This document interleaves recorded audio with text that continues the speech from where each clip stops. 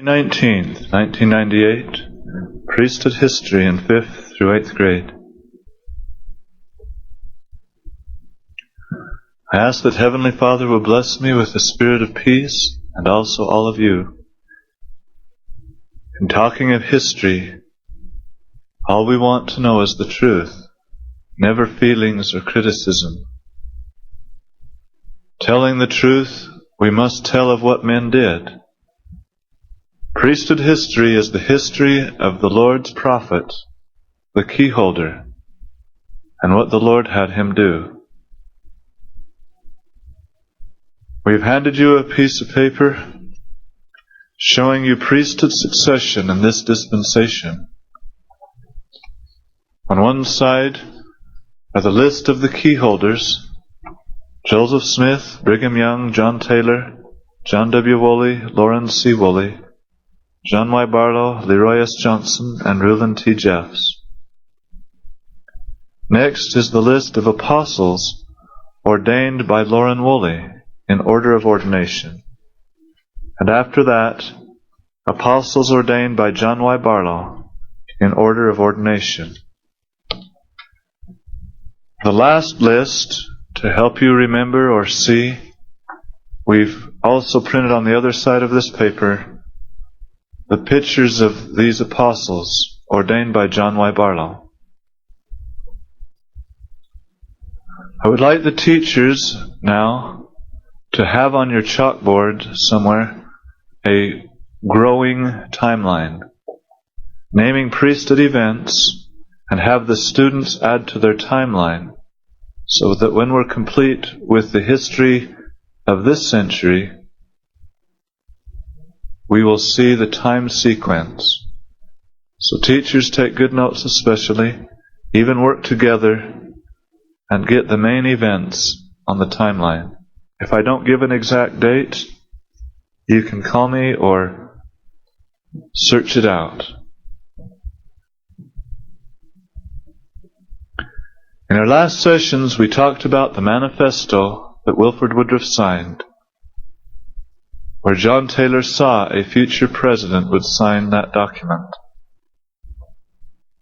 Today, the Mormon Church is Gentile and apostate. Their condition resulted from one compromise after another.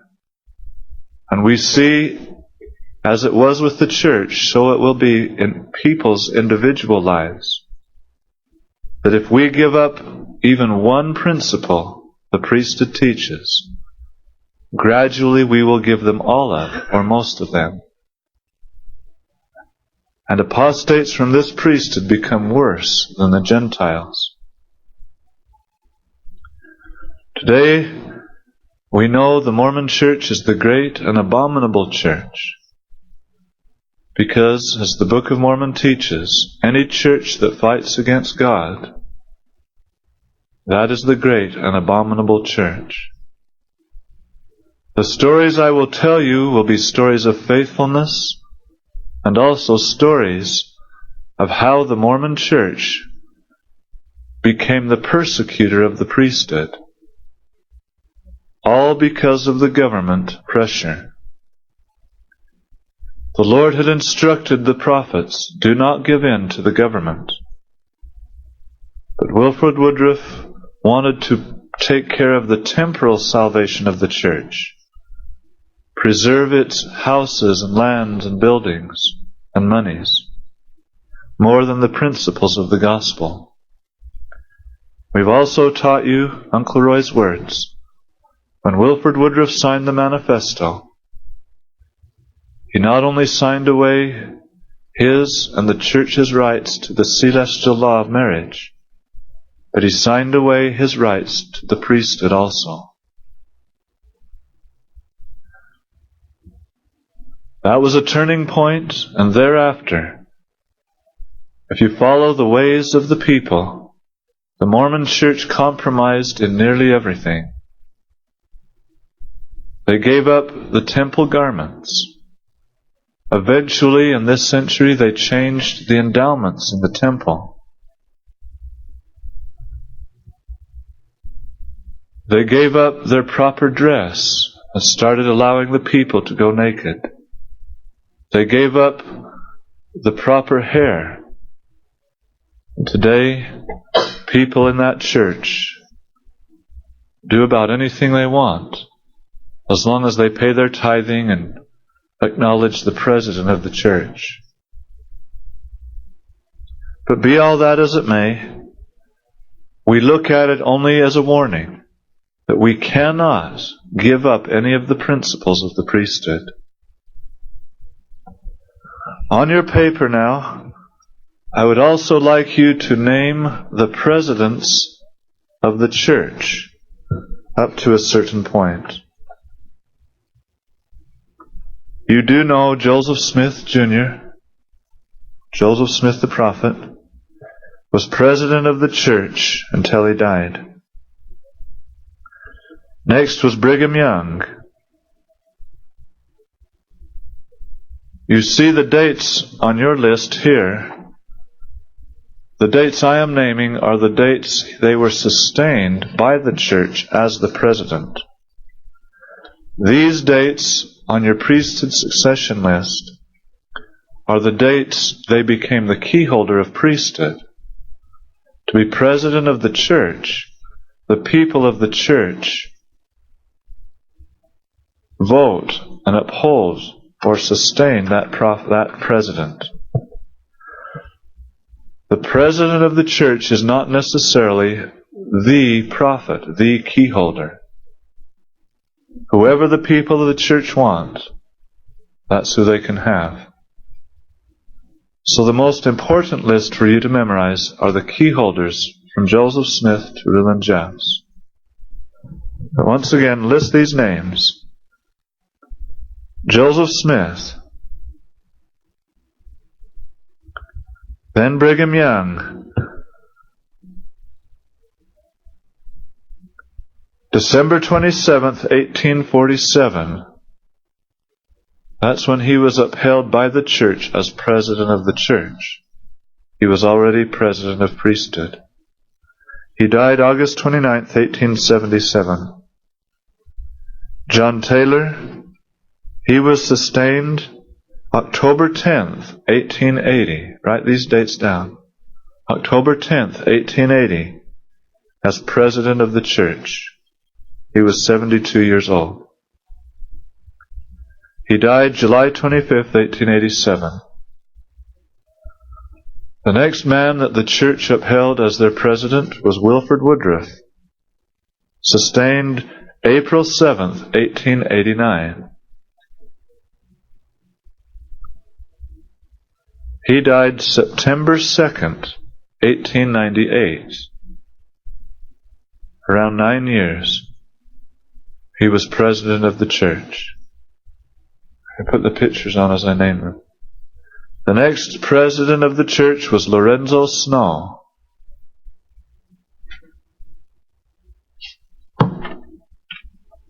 Lorenzo Snow was a faithful man. He was sustained as president of the church September 13th, 1898. He died 3 years later, October 10th, 1901. Write those dates down. Next, Joseph F. Smith, the man whom John Taylor placed under covenant to keep plural marriage alive. Joseph F. Smith was a good friend of John W. Woolley. He became president of the church October 17th, 1901. And he died November 19th, 1918. President of the church, about 17 years. You see his picture there? The son of Hiram Smith. The next president of the church was Heber J. Grant. Sustained as president November 23rd, 1918. And he died May 1945.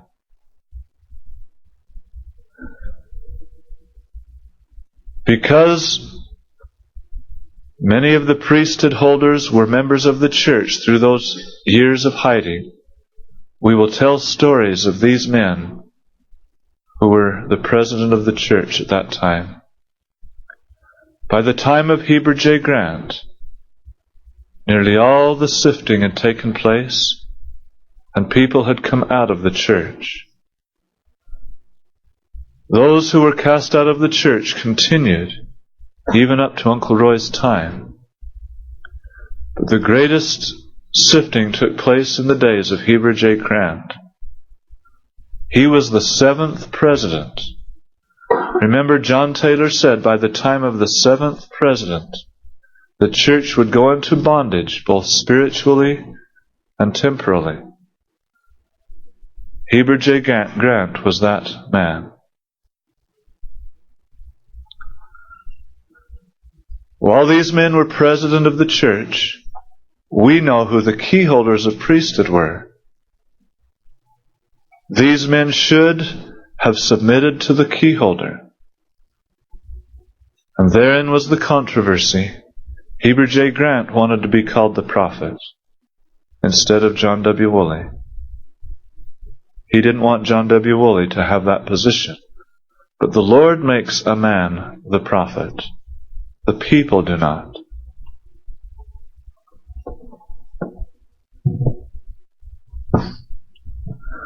Put on the picture of Francis and Lyman.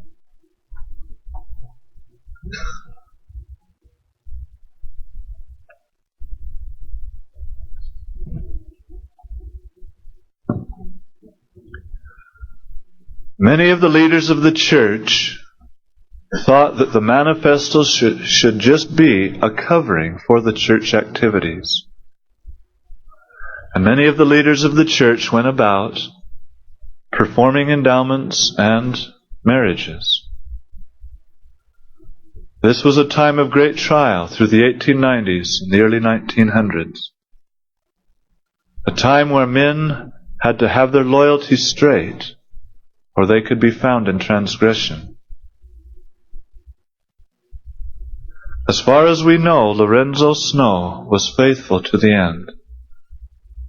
He was the president of the church for 3 years. He was the one that came into that position after Wilford Woodruff died. Yet he continued the policies of the church, where the church had given up plural marriage. As far as we know, he did not give up his wives, but continued faithful.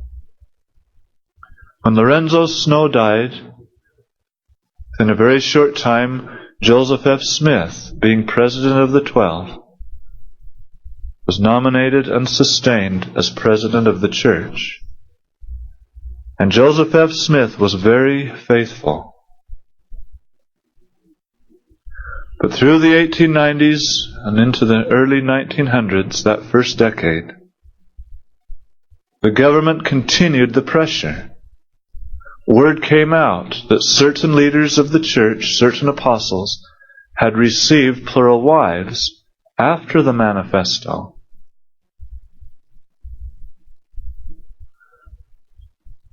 So the government threatened to bring the same pressure, take away the property, persecute the saints.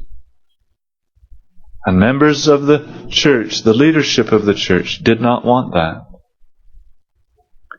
This man, whose picture you see, is named Francis M. Lyman, became president of the 12 during the time of Joseph F. Smith.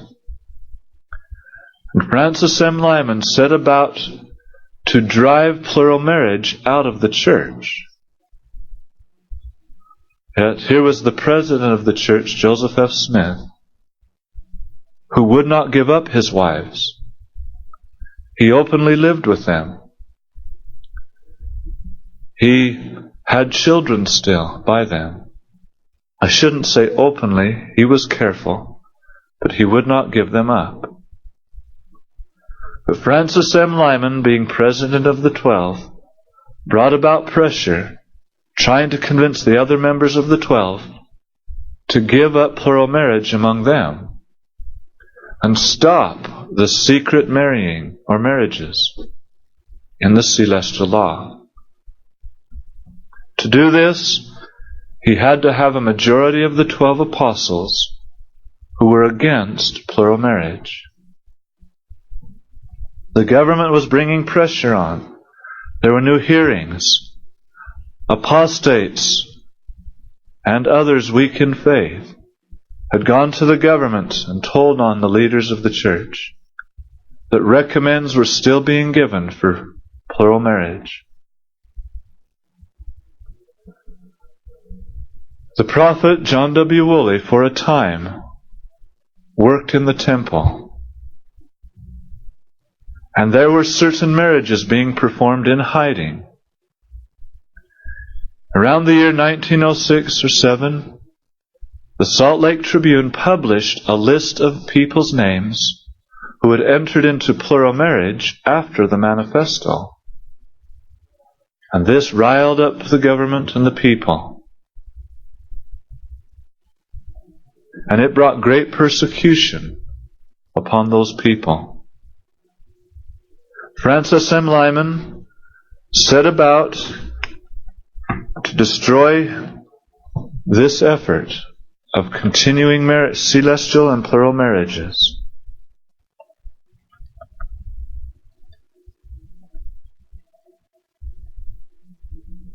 I'm just searching for a date.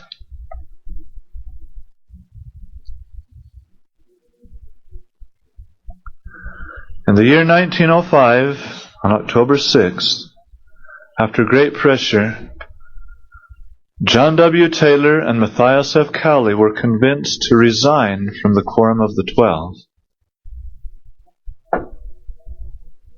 The reason was the government was bringing pressure on the church that year because these names were becoming public of many plural marriages being performed with the knowledge of the leaders of the church. To take the pressure off, they convinced these 2 apostles to resign. And in their places, David O. McKay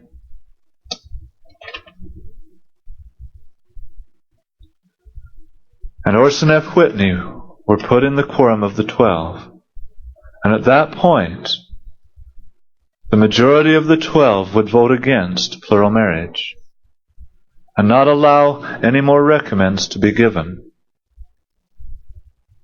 They bound the hands of Joseph F. Smith.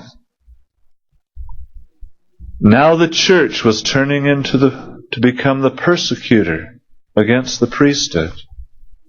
Now a majority of the 12 apostles were against plural marriage. That did not take the priesthood away from those men. John W. Taylor is the son of John Taylor the prophet. And John W. Taylor was faithful to the end, had many wives and children, and would not give them up. But Francis M. Lyman put him on trial, until finally Francis M. Lyman caused that John W. Taylor should be cut off the church. And this seemed to be the start of cutting people off the church for plural marriage, where people were cast out of the church now, not just persecuted by the government, but the leaders of the church would excommunicate those who live plural marriage. And they concentrated on John W. Taylor. There were other people entering into marriage in hiding that the leaders of the church did not know about. But John W. Taylor was very public, one of the 12 apostles. I hope tomorrow we can get a picture of him.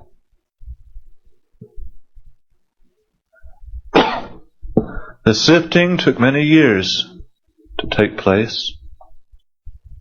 People either upholding it and giving up their membership in the church, or giving up plural marriage to keep their membership in the church.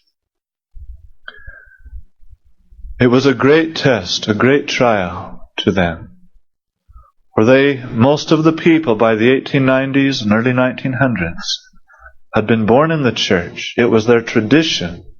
They were taught they could only have eternal life if they were members of the church and could receive their endowments in the temples built by the church. Can you see how that would be a great trial?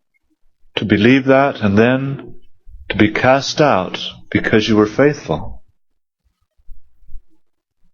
A person had to have a testimony, had to know who the prophet was, be determined and love the principles of the gospel in order to endure such a test.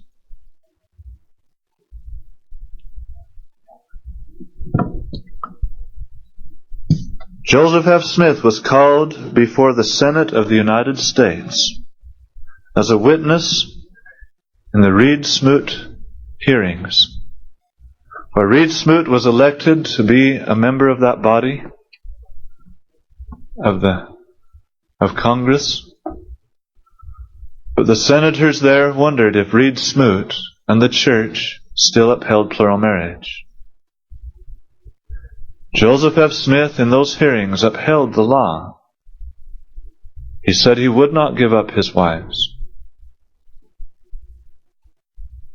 But I'm showing you that the government pressure continued, and now the leaders of the church, even though Joseph F. Smith was the president, the 12 apostles bound Joseph F. Smith so he could not do anything in defense of this law except live it himself. They even caused Joseph F. Smith to sign a paper that the church was no longer performing those marriages in order to get the government pressure off. Joseph F. Smith, as president of the church, would go and counsel with John W. Woolley. People heard how he would come and visit John W. Woolley. And John Y. Barlow, being a witness to it, said, Joseph F. Smith was seeking counsel from the prophet. So we know Joseph F. Smith was faithful, standing by the prophet. But he had to do so much counseling secretly. This Francis M. Lyman would die before he could become president of the church. There are other stories concerning these men. Put on Joseph F. Smith's picture. The prophet John Taylor, by command of the Lord, put John W. Woolley, Lawrence C. Woolley, and those other men at the 1886 meeting under a covenant of secrecy. They were to defend the law of celestial and plural marriage. And they were put under covenant to not go public, but to quietly keep it alive.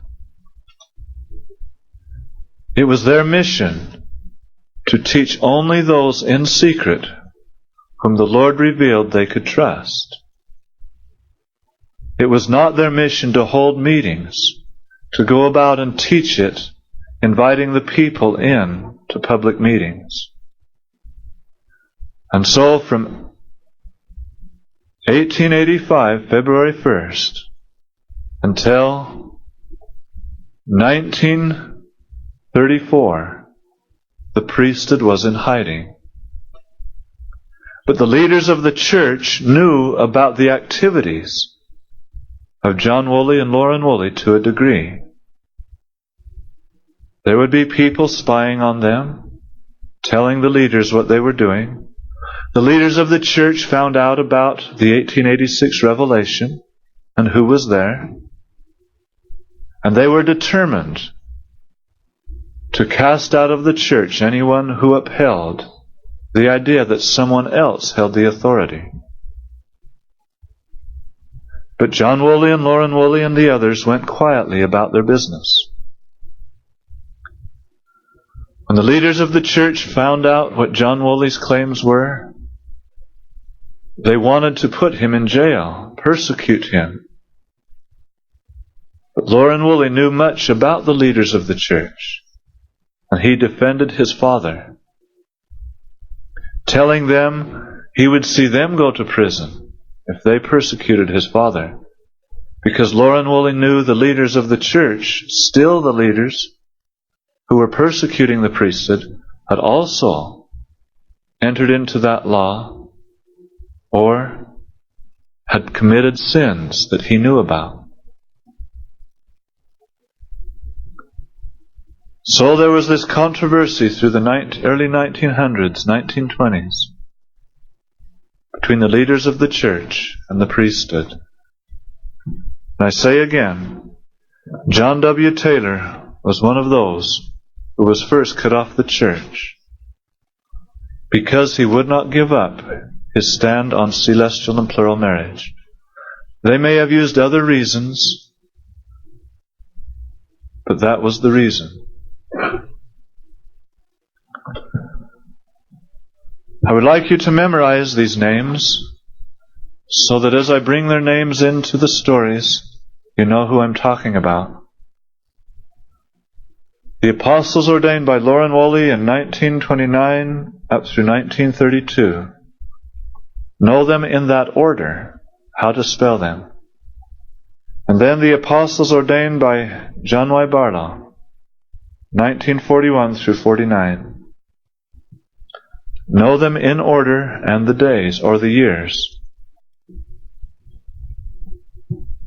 I ask the teachers to keep up on your history effort and these stories.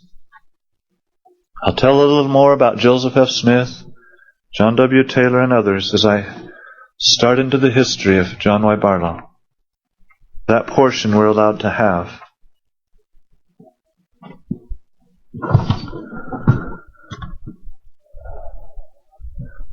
The Lord has blessed us to live so openly and free. The laws that our forefathers and these prophets suffered for. They were cursed, made fun of. Their own families turned against them in many instances, calling them wicked men because they would uphold the laws of the priesthood. But we today are receiving the blessing and benefit of their suffering. They suffered for us that we could exist, that we could enter into this law and live it also. So we're grateful for the prophets and those who stood by them. I say again, now it's our turn. We must come out of the world and be clean in order for the prophet to bless us in this law.